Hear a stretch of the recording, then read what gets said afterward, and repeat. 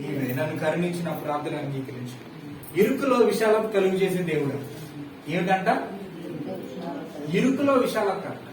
దేవుడితో జీవితం ఎలా ఉంటదంటే, ఒకేసారి నిన్ను చక్రం ఎక్కించేయాలి, ఒకేసారి నిన్ను అంగం ఎక్కించేది, కానీ నిన్ను క్లిష్ట పరిస్థితుల నుంచి తీసుకెళ్ళి, ఇరుకైన మార్గం నుండి తీసుకెళ్ళి, అప్పుడు నీకు ఆయన అనుకున్న విజయాన్ని అనుగ్రహిస్తాడు.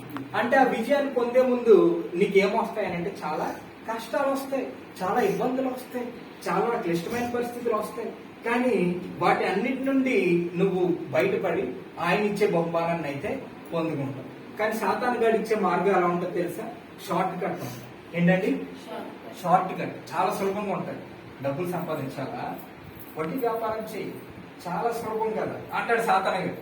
సైతాన్ గడ ఇంకే ఉంటాడు. డబ్బులు సంపాదించాలా, బెట్టింగ్లు కాసుకో అంటాడు. ముందు చాలా సులభంగా ఉంటుంది, డబ్బులు ఈజీగా వచ్చాక అనిపిస్తుంది. డబ్బులు సంపాదించుకోవాలా, సారా దుకాణం పెట్టుకో, ఇలాంటి సులభమైన నాశనకరమైన ఐడియాలేమో ఆడిస్తాయి.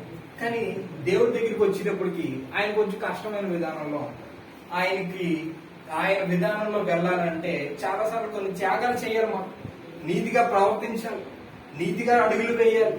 కానీ ఆ ఇరుకులో నువ్వు నడిస్తే నీకు దేవుడు ఏమిస్తాడు తెలుసా? విశాలత ఇస్తాడు. ఆ ఇరుకులో నువ్వు ఏం నేర్చుకుంటావంటే, మొదటిగా నువ్వు సహనాన్ని నేర్చుకుంటావు. ఆమె సహనాన్ని నేర్చుకుంటారా లేదా?